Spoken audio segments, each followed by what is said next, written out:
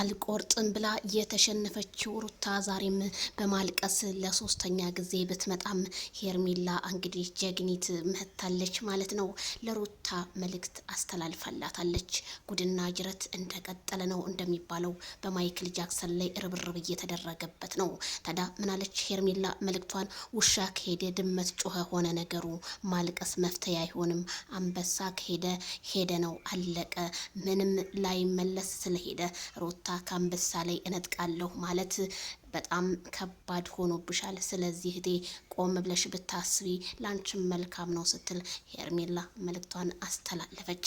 ሄርሜላ ከረሚላ እንግዲህ የቲክቶክና የሶሻል ሚዲያው መሪ አናብስቶቿ እያንቀጠቀጡት ቢገኝም ግን የሩታ ለእሱ ግን ህዝቡን እያመሰው ይገኛል።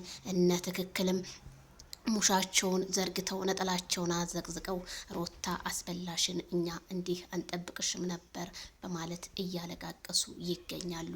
አይ ሩታ፣ አይ ማይክል ጃክሰን እንደው ይሄንን ያህል የማይክል ጃክሰን ፍቅር አንጠብጥቦ እንደዚህ ማድረጉ ከባድ ነው።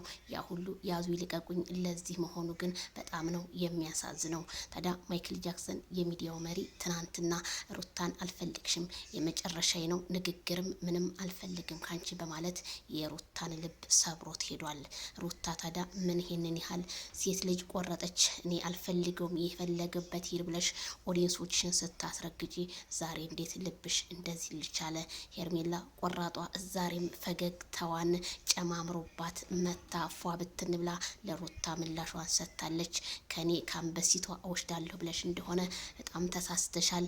ማልቀስሽ መፍትሄ ሳይሆን ልጅሽን ብታሳድጊ ላንቺ መልካም ነው ብላለች።